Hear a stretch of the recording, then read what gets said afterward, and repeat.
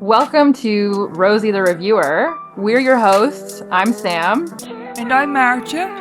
and we like World War II media, and we want to talk about it.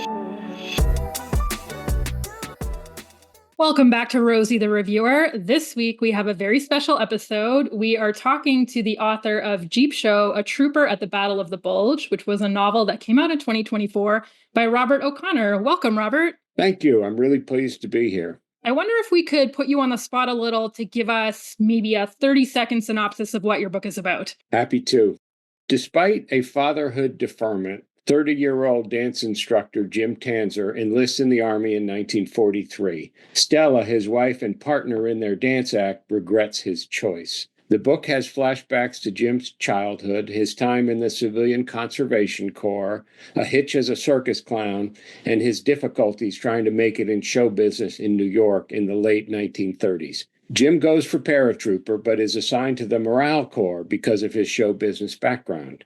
He is classified MOS 442, Entertainment Specialist. After training camps, Private Jim Tanzer is shipped to the European Theater of Operations and is assigned to Jeep shows. 3 enlisted entertainers are driven to the front lines, where they put on small variety shows for combat infantry. Private Mickey Rooney leads Jim's squad. Caught in the Battle of the Bulge, Jim retreats to Bastogne, where he is attached to Team Snafu, a hastily organized unit composed of survivors from overrun infantry companies, dismounted tankers, and artillerymen, as well as clerks, bakers, barbers, mechanics, and other rear echelon soldiers pressed into combat to support the 101st Airborne Division. After Bastogne, he participates in the liberation of the Ordreff concentration camp. He then does a command performance for Soviet generals with Mickey Rooney, and then serves in occupied Germany until he is shipped home in 1946. So, Mart, what did you think of this book?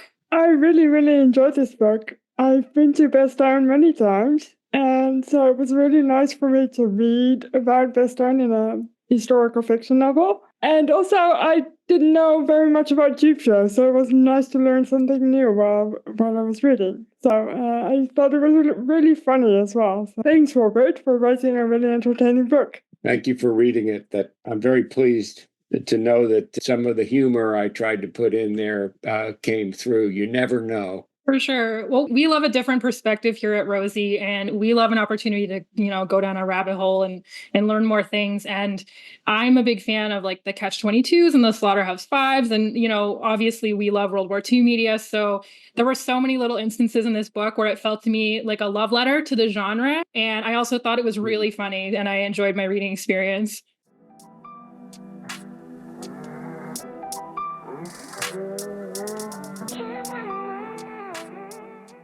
Just to jump right into some questions, your website says Robert B. O'Connor is the author of the World War II novel Jeep Show, A Trooper at the Battle of the Bulge, and a nonfiction Gumption Aid, a booster for your self-improvement plan, 2 radically different books about morale. Could you tell us about that? What's your background, and how did you kind of get into writing this novel? Sure. Well, my background is in marketing. That's how I made my living. Did a lot of writing and copywriting in marketing. Sometime around 2004, I ran into a very rough patch in my life and got super depressed for a month and got through it. And then after that, I kind of just started jotting down my thoughts on how I had gotten myself into those difficulties and how I could prevent that in the future. And I just kept writing, and it became a book. In my first draft, chapter 9 was 180 pages, and I had to edit it down to about 15.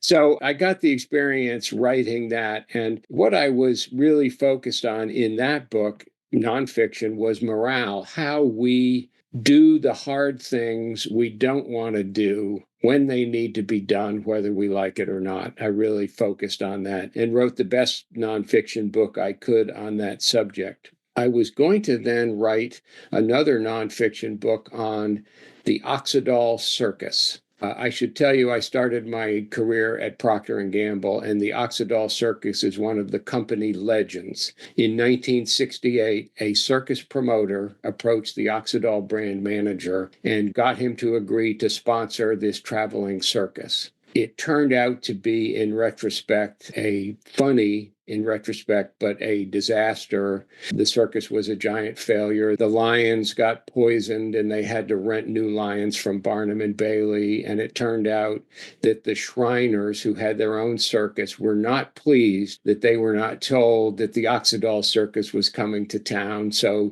the trains didn't get unloaded properly and the newspaper advertisements ran upside down. And it was halted after several weeks. But this was a story told in the corridors of Procter & Gamble over and over. And I actually heard it from the man who was the Oxydol brand manager. Interestingly, the circus promoter who approached the Oxydol brand manager was a gentleman named Jim Hetzer. Jim Hetzer is the inspiration for the protagonist in this book, Jim Tanzer. Jim Hetzer was actually in World War II, actually was an MOS 442, an entertainment specialist, and actually did Jeep shows with Mickey Rooney. Jim is long gone. I located his daughter in Dallas because I was interested in what she knew about it. And she told me about his World War II service. And she said, by the way, his older sister, my aunt, saved every letter he wrote home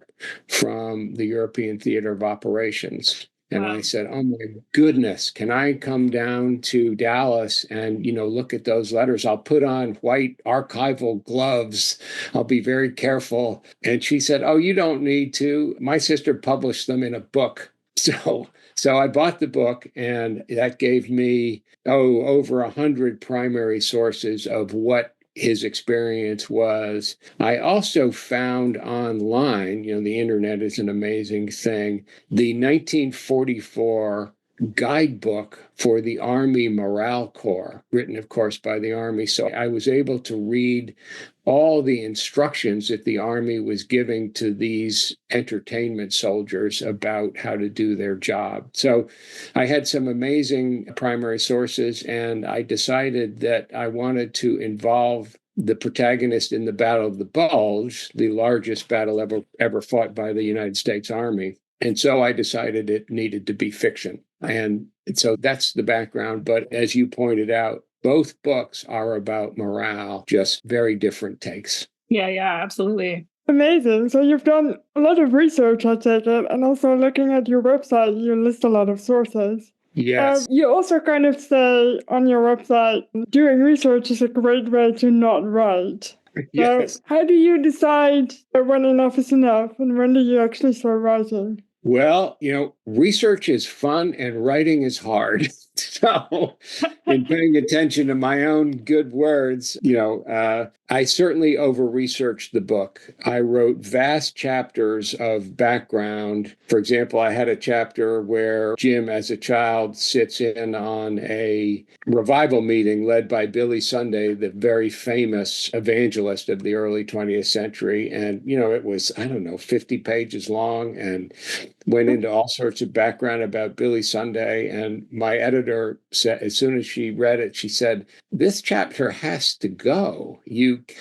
People want to follow a story. You can't take them on a sidetrack. So in a compromise, I reduced these flashback. They were full chapters. I reduced them to about a page and a half. So I over-researched it and did not follow a very excellent piece of advice, which is kind of try to determine your entire plot before you do a lot of research, because it prevents you from researching Billy Sunday for a month and then your editor tossing it out immediately. The only thing that helps, though, is because I did so much research and enjoyed it thoroughly, the details I selected, I could select from a very long list of details there was not room to put in. So I was able to select what I thought were the very best and most significant details for the book. But in answer to your question, I over-researched it dramatically, and there is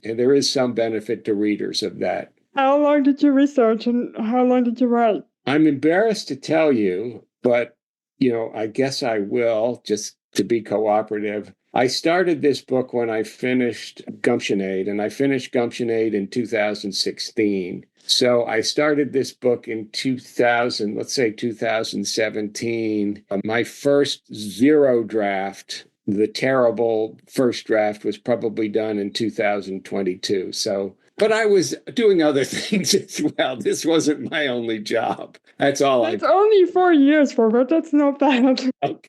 Well, thank you. Thank you. Thank you. I'm interestingly, have started on a sequel, and I'm going to try to do the sequel in 2 years. I'll keep you posted. I mean, Heller took 7 years to write Catch 22, and he was there. So Yes, I do have to say that Catch 22 is a work of genius. Jeep Show is a really good novel, but Catch 22 is a work of genius. So there's a great saying I've come across somewhere, which is talent does what it can, genius does what it must. And that book, Catch 22, was a foundation of my research, to read that. I probably read it 6 times. And as you say, I didn't realize it, but I really like your comment about that Jeep Show is sort of a love letter to the genre. I hadn't thought about that until you said it, but that's absolutely true. I read Slaughterhouse-Five, of course. I read The Thin Red Line, and I read many nonfiction World War II books.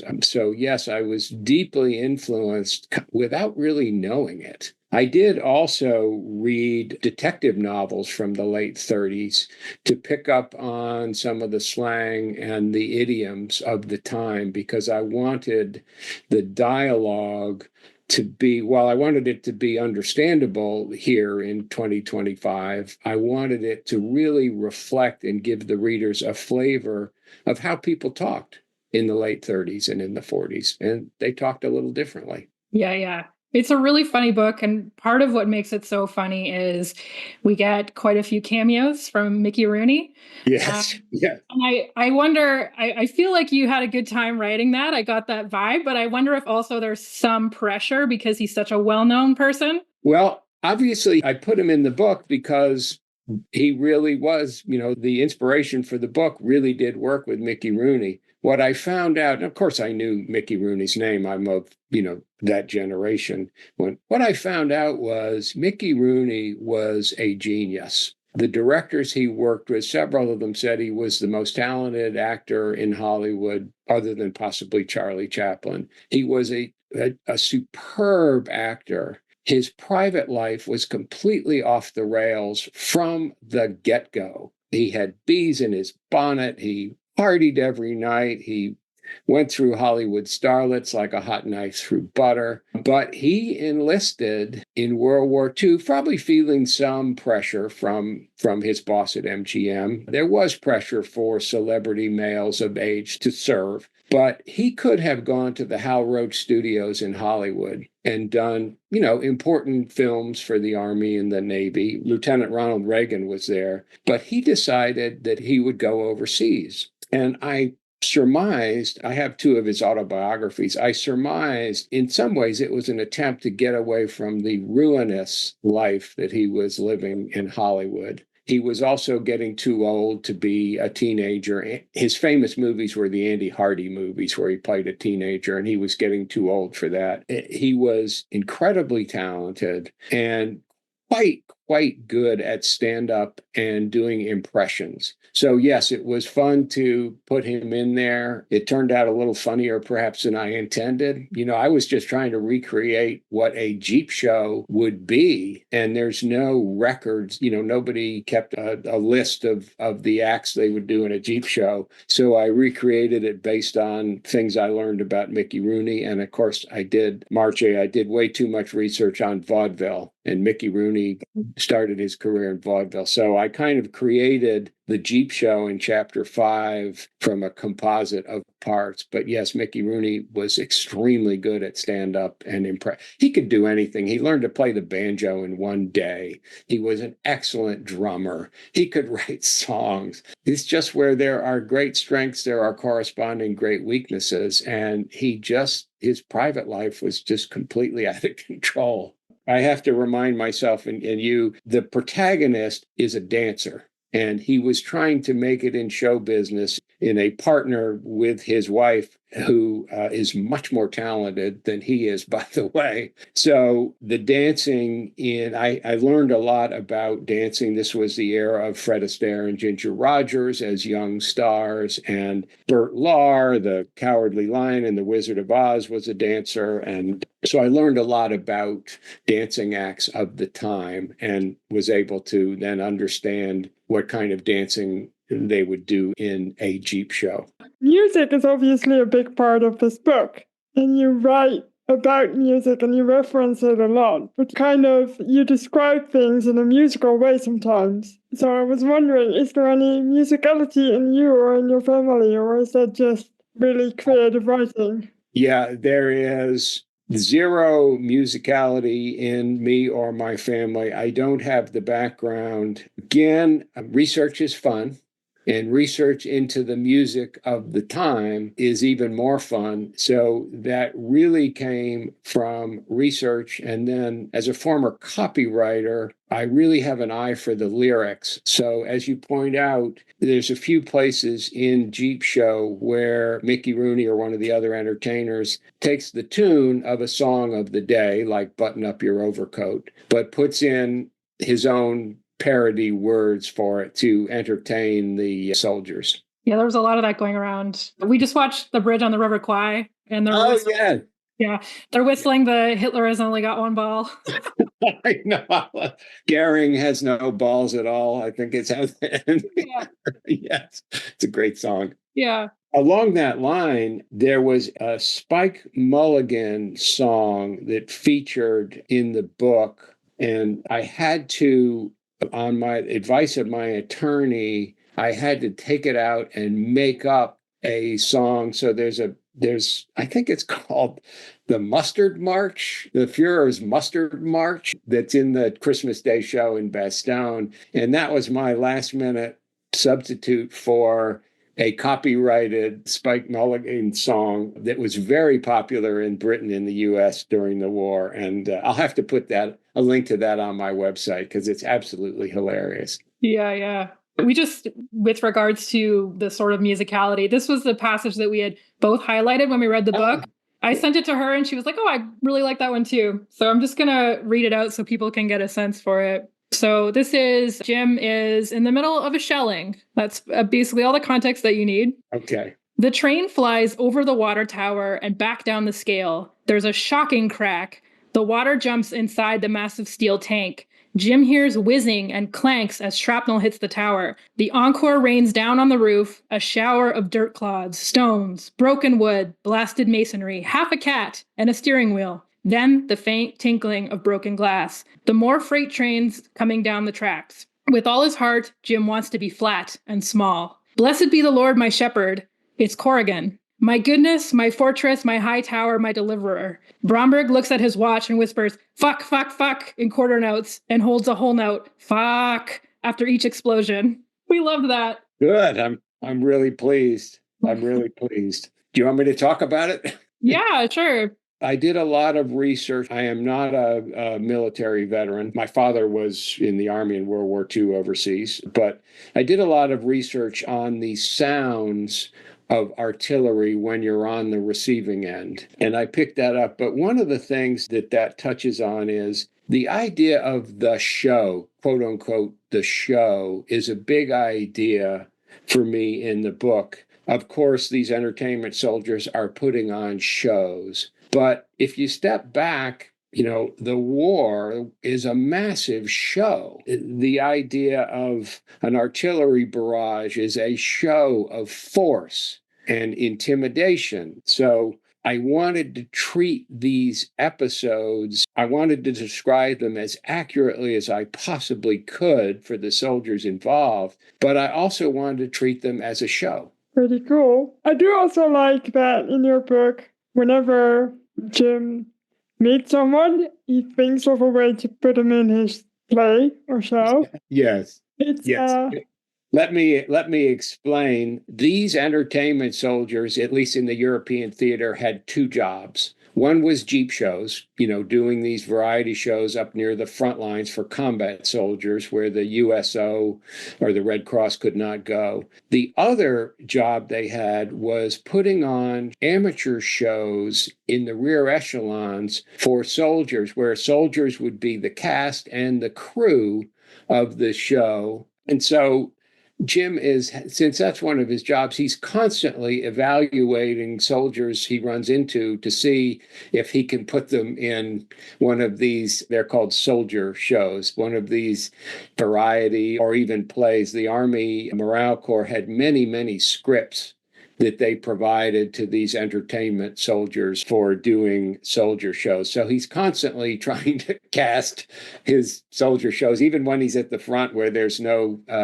real opportunity to do a soldier show. Although I do have him put together a soldier show in Bastogne on December 25th for the wounded soldiers and civilians in the cellars. And if you were to ask me what one of my favorite scenes in the book, it is the scene of that show and the star of the show, which is a mule, and the terrible a soldier ventriloquist who does an imitation of General Patton that is unsanctioned and gets the protagonist in a good deal of trouble. Yeah, we enjoyed that too. Yeah, it's very Jim's whole thing, where it's just very, very people super concerned with their little tiny everyday concerns while the world is falling apart around them. Yes, absolutely. Which is true to life, I think. Yeah, for sure. We talked a little bit about books, but Mart and I noticed the way you described the paratroopers walking into Bastogne and that we didn't need to be rescued by Patton.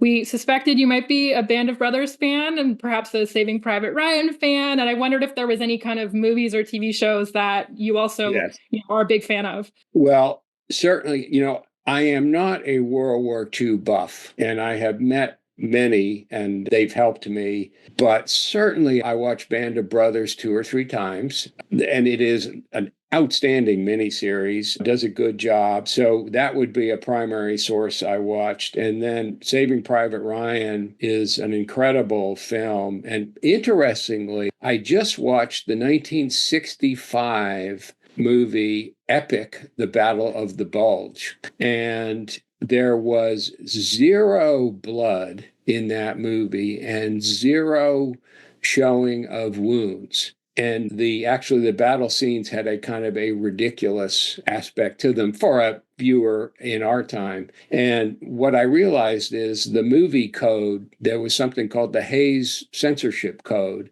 and they literally would not have been able to show blood or wounds or sex, if that happened to be the topic. And then things changed during and after the Vietnam War. And then you get to Saving Private Ryan, which, although it is a film, it really does a great job of showing the savagery and the pain and the wounds and the death inflicted on combat soldiers and civilians in that area. So I've watched that. It's hard to watch. That movie is hard to watch. And then I'm sure you know of Ken Burns and his PBS series, The War. That was probably my greatest influence from films. So, for example, Jim, I don't want to give away too much, but I do need to tell this anecdote. Jim is incorrectly reported as killed in action. And I won't say why for this podcast, but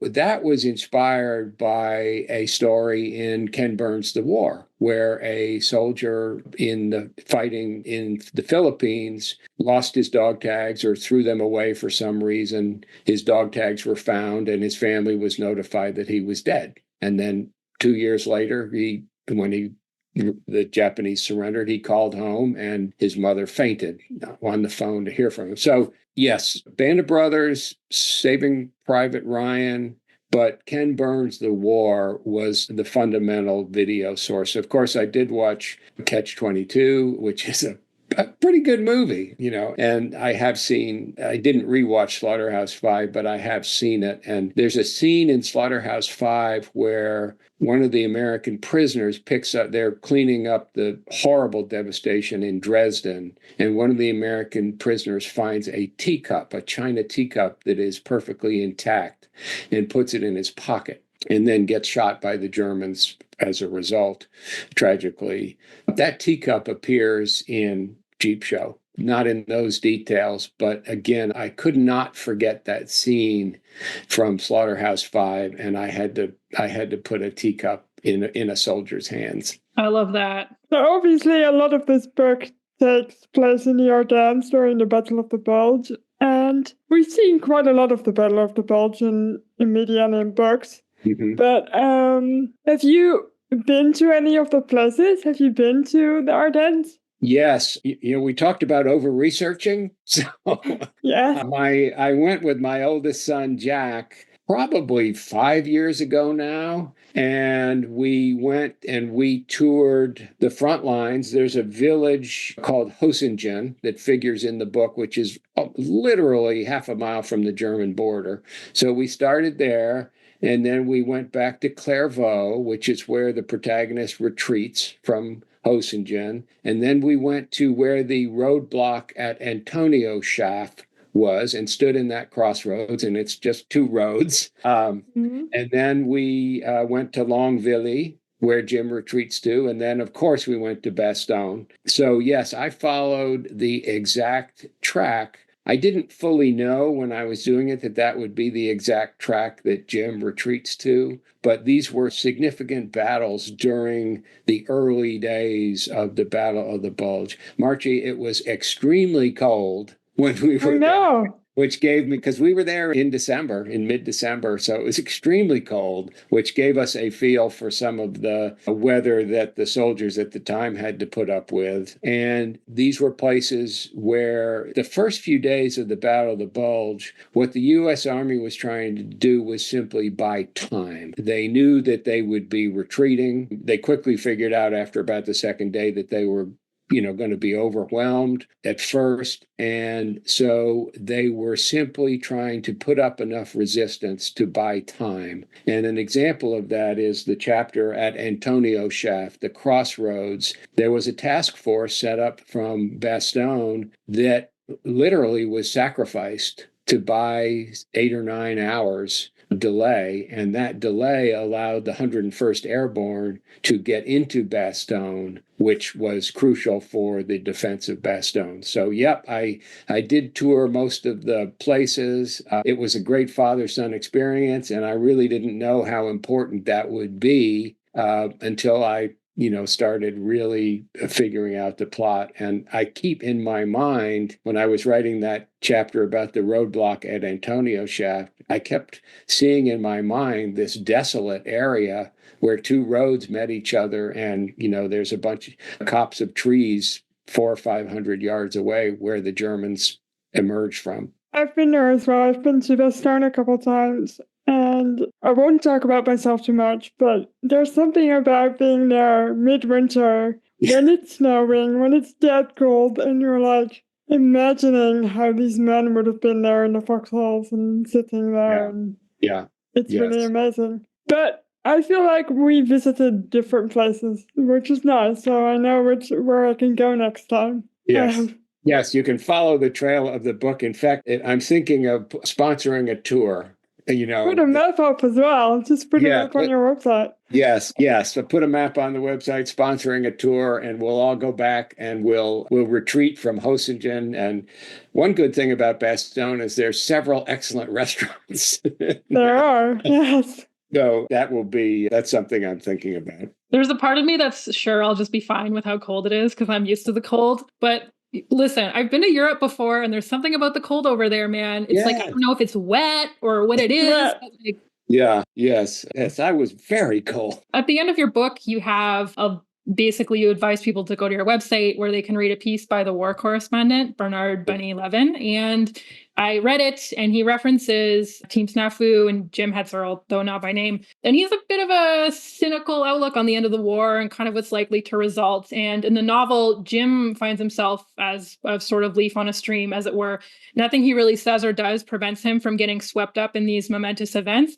And I wondered if you went in thinking about any of that cynicism, thinking about any kind of like anti-war, anti-establishment themes. Well, I am a skeptic. I'm not a cynic, but I am a skeptic because I've lived long enough. And, I believe no one who has fought in a war would glorify war. And to glorify war is a terrible mistake. And even, the World War II is known as, quote unquote, the good war. And there certainly is reason for that. I mean, we defeated in Hitler and Nazi Germany, we defeated the epitome of evil in the world, a murderous, conquering dictator and nation. So that's a good thing. But, things we did, and then in the East, in the Pacific, we defeated a colonial expansionist Japan. Again, definitely evil. But we did any nation in a war, any army, any navy, any air force will do, even if they're fighting for the right side, they will do horrible things to people and to themselves. And so no one should think that the Americans were always the good guys and, the Germans and the Japanese were always the bad guys. There were plenty of innocent German and Japanese soldiers who got drafted, who, like Jim Tanzer, were just, trying to do, to follow orders and got swept along. So, yes, you have picked up on my desire not to glorify war or to just paint it as, 100% the good war. That is certainly true. I also came away, and I really would like people to read this essay by the quote unquote, the reporter, the war correspondent. My editor would not let me keep it in the book, by the way. She said, no, you have to end the book on the train. You cannot take them to this very nice essay about an overview of the war. One of the things the war correspondent said that I wrote for him was about the Army. And if you don't mind, I'll read the last two paragraphs of that for your listeners, but it really means a lot to me, and I have a hard time reading it without catching my voice. So this is about the Army. The Army was larger than the nation's other military services combined. Unlike the Navy and its Marine Corps, the Army had to rely on the draft to fill its ranks. If the other services were to some extent cherry-picked from American society, the Army was America itself, a cross-section of all the nation's geographic, religious, economic, and ethnic groups, including Catholics, Protestants, and Jews, also known as the three fighting faiths. In service of victory, we invented both the atom bomb and the idea of a Judeo-Christian nation. The Army drafted Americans from the economically backward South to the bustling industrial cities of the Midwest, from the fisheries of Maine to the timber country of the Pacific Northwest, from Wyoming ranches to the garment factories of New York, from North Dakota wheat fields to the Mississippi cotton fields. The Army drafted PhDs. The Army drafted immigrants who it taught to read and write the language of the country they served. It had to be this way, given the manpower needed to fight a world war on two fronts. It was also fitting, given the ideals America said it was fighting for. America fielded millions of citizen soldiers who disliked the goddamn Army, were ambivalent about their officers, and resisted the trappings of military hierarchy, aka chicken shit. Yet many of them will remember their service as the ennobling experience of their lives. If you ask them, they will tell you they fought not for their country or for lofty ideals, but for each other, for their buddies, to get the job done and get home. Wow. Yeah, I read it over more than once. Like I read it, I sort of started scanning through it, and then I went back and I read it again. But it's definitely worth checking out. We can definitely link to it from our website too if people want to go and read the whole thing. Thanks. Yeah, it makes me think of my dad. He was 19-year-old kid over in Europe in the war. And of course, he never talked about it. And I never asked him about it, which I really regret. Yeah. We sort of, in a similar vein to the last question, Jim's a little older than most of the servicemen that he meets. Him being in the Morale Corps sets him apart, not only, when people speak with him, but also from an Army perspective. Like, he's not getting combat points because he's in the Morale Corps. Yeah. He doesn't fit. He kind of meets a cast of characters along the way, but no one really sticks with him through the whole story. Eventually, even his wife stops writing to him. And it's really not a buddy war story or a romance. War for Jim is this profoundly isolating experience. And that was kind of one of the big takeaways for me from the book that I was really thoughtful about afterwards. And I wondered if there was any other kind of big ideas that you really wanted people to take away from this. Well, first of all, I'd like to say that the idea that the experience was isolating for Jim is a very acute observation, which had not occurred to me. And I really like it because, yes, he does, because he is on the move constantly. And in the heart of the book, he is retreating just ahead of the Germans. And yet, as he retreats, he's constantly being plucked into combat duty or some other duty by an officer. Yeah, he does not. He is alone throughout the whole book. And then he is at the end going back and hoping that he can reconcile with his wife. So I hadn't thought about that. But, in my life, as most of us, I have felt very alone from time to time. And I certainly did when I was writing my first book. So maybe that's a theme emerging unbeknownst to the author. On the other big themes, the biggest theme in my mind is morale and how we get through the extremely difficult things that come down the pike for all of us. But for a frontline combat soldier, the extreme difficulty of the extreme discomfort, especially in cold weather, but wherever combat soldiers are serving, they're always on the front. They don't have good places to sleep. They don't get the good food, and yet they do the job they're supposed to do. My biggest theme was morale, and that's something I've just thought about all my adult life, is how I can do better at doing the hard things and how other people can. So I wanted to show that with an ordinary man in the Army doing in his own way ordinary things. Can I make an observation real quick? Because Please. You do something funny, I think, in the book, and I don't know if it's intentional or not, but Jimmy's obviously the one providing morale for the men, but as he goes through his own adventure in this book, he kind of loses his a little bit. Is that something you did on purpose? I'm certainly aware of the idea. He joined the Army. I was trying to get across the point without beating the readers over the head that he joined the Army. Yes, he was a patriot, and lots of men his age did. But I also wanted to kind of get across the point that he was, as did Mickey Rooney, he was escaping from the normal trials and tribulations of adult life. And then he's constantly escaping from one thing after another, retreating throughout the book. But you're the first person that's ever picked up on that, Margie. When I told my editor about this important point about the book, she was like, I'm not getting that. So Jim, he loses, as all soldiers do and did, I think. He loses certainly the patriotic fervor. He's not completely disenchanted with his officers, the officers he runs into. He meets some good ones and he meets some mediocre ones. But I think he does his job throughout the book.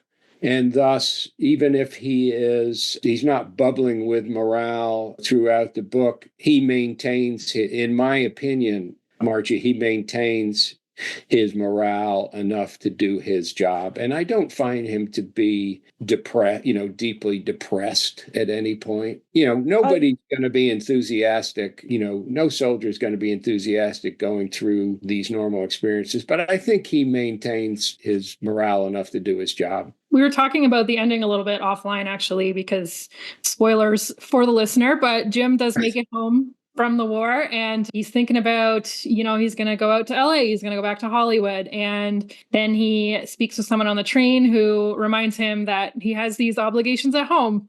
And he makes a decision there to, go back to his old life. And it's kind of like, what you're saying. He joins the army to run away from things. The whole time he's kind of trying to get away from his past. And then he comes back home, and it's almost like he was always going to have to go back and pick up the strings of that life. It almost felt like inevitable. No matter how much running you do, eventually there is real life. And yeah, did you have that ending in mind when you started writing? Like, what was the process of getting to that? I had the chapters. By the time I was really writing the first draft, I had every chapter lined out just the way they finished, not counting the chapters the editor got rid of along the way. I did not know the ending. When that kind of came, I knew that he would be coming home. I actually had him on the train, and he was heading for California to Hollywood. And just as I was finishing it, I decided that he would go and do the right thing, the hard thing, and go back home and, try to pick up his family life there and not follow the fantasy and run away to Hollywood. One reason for that, I have two sons, and I'm very attached to them, and raising them was the best experience of my life. So Jim has, a 3-4-year-old daughter. So to me, the idea of not returning home to your child is unthinkable. And so that's a little of my personal thing. So Jim returns home to pick up the pieces of his marriage, but most importantly, to be a father to his young daughter. Yeah. So you dedicated the book to Jim Hetzer, of course. Yes. You also dedicated it to A. Cleveland Harrison, Robert E. O'Connor, and George F. O'Connor. And I'm assuming one of those is your dad, from what you've told us. Yes. Robert Emmett O'Connor is my dad. George Francis O'Connor is his younger brother, who was 17 when he went into the Navy. Amazing. Wow. And my Uncle George, who just died a couple of years ago, was a combat veteran of the Navy. He was in the Pacific facing kamikaze. And he did tell me a little bit about that one time, but that's about all. But in the last final copy, I added a soldier named Cleveland Harrison. And the reason I added Cleveland Harrison is he was a enlisted man in the Army. He wrote kind of an autobiography called Unsung Valor about his time in the Army. And he took himself from, the draft board all the way to coming back home from Europe. And it was absolutely invaluable to me to read his account. In fact, I stuck him in a foxhole with Jim Hetzer at the Antonio Shaft roadblock, because I learned so much from, and I made that part up, of course, but I thought so much of him, and he turned out to be a drama professor at college after the war, a fine man, but I stuck him in the book, and I learned so much from his Army autobiography, and he downplayed everything, and he was not enthusiastic about the Army or his officers, but he did his duty. So I added Cleveland Harrison. I should probably reach out to his children or grandchildren and tell them that. I haven't, but I really owe him a debt of gratitude. That's cool. I think we have one more question that I'm going to ask you, and It's about, we on this podcast, we like to go down some pretty rare rabbit holes.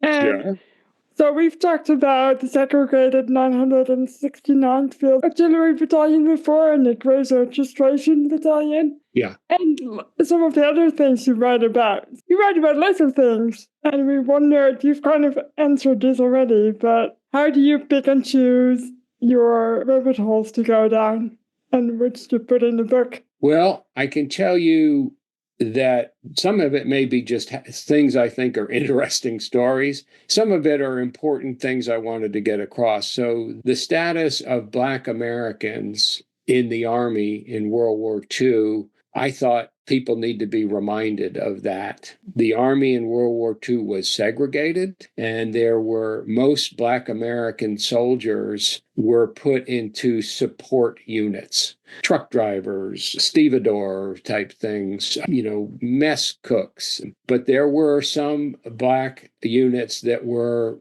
in combat, very few, and certainly the 969th Artillery Battery was an example of an actual Black unit that fought in combat. They were almost overwhelmed during the German advance, retreated into Bastogne, and then were instrumental in the defense of Bastogne. So that rabbit hole and that chapter and the Black Artillery Corporal Needy Johnson came from my desire to tell an important story about Black soldiers in World War II. And that comes from my feeling that the civil rights movement in the United States was probably one of the 3 or 4 most important worldwide events of the 20th century. And so I've always been kind of aware of that topic and wanted to cover that. Some of the other rabbit holes, I did try to provide, what do we call that, Easter eggs for World War II buffs, So, for example, I do not name it by name, but there is a condition called M1 thumb. M1 thumb is the Garand rifle, and it was an automatic rifle, and you loaded a clip of 9 rounds into it. You had to pull back the breech to load the clip, and you had to be very careful. The breech would snap back by itself after the clip was loaded. And if your thumb happened to be trailing, a little bit too low, it would snap back on your thumbnail. And it was extremely painful and would leave you with a bruised thumb. Jim Tanzer, the protagonist, has M1 thumb several times, and he does not mention it by name, but I call attention to it in other ways. And there are other Easter eggs in it that came from me reading these things and thinking they were interesting and trying to put in significant details. Are there any that you didn't end up putting in the book? Any particular favorite rabbit holes that you went down? That's a fascinating question. I went down a huge rabbit hole about vaudeville and literally described an entire vaudeville show in all its acts, and was very interesting to research. So the vast rabbit hole of the vaudeville show of 1927 that 11-year-old Jim Tanzer sneaks into and watches, it's a page and a half so it's a very small rabbit hole now. As I said, I did a huge rabbit hole on a 1929 tent revival by Billy Sunday. And after every chapter, there was a long story about some detail about it. So, what I should do, Mark J., is I should put a tab on my website of rabbit holes edited out by my mean editor and just put all these things on there. Yes, please. Things on there. Or be a guest writer for our website and just write some rabbit holes for us.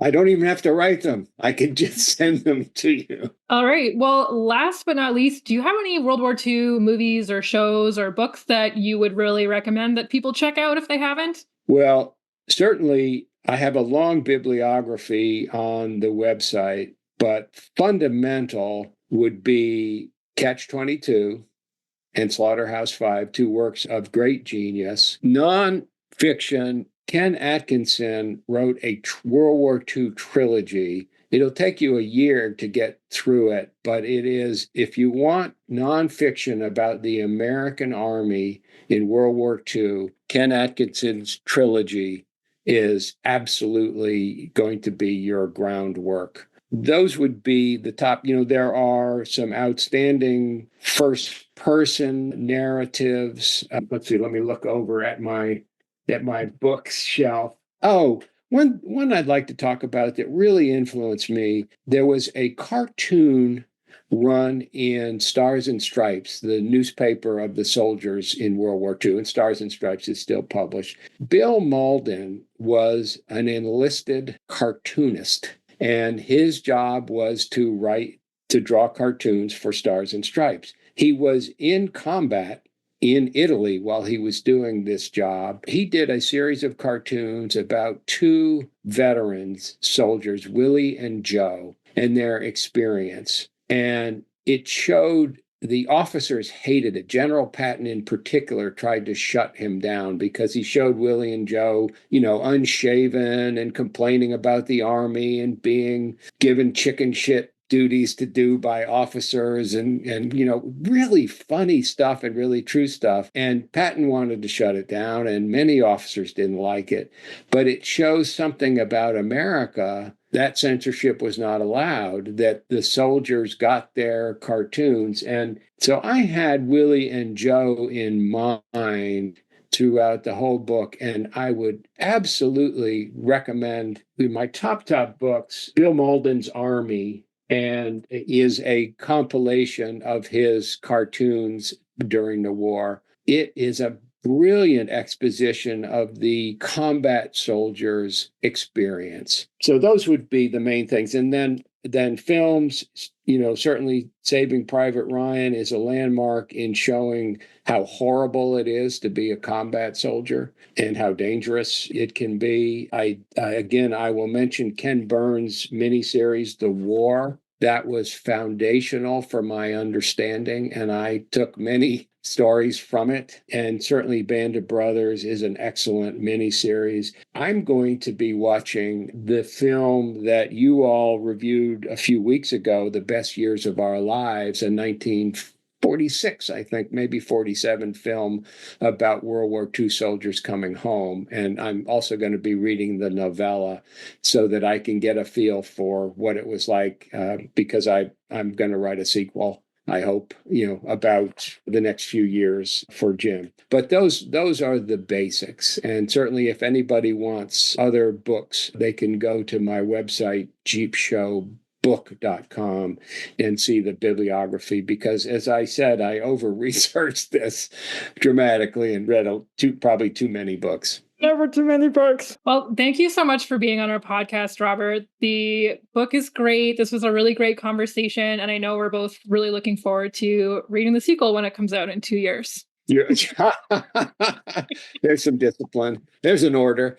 Thank you so much. It's been a real privilege to be on it, to talk with you. I've really enjoyed it. And to be able to talk indirectly with your listeners is a big thing for me. Thank you so much. Thanks to everyone for listening. You can find us wherever you get your podcasts. You can rate us 5 stars. You can visit our website, rosiethereviewer.com, or you can follow us on Instagram at Rosie the Reviewer Podcast. See you next week. Bye.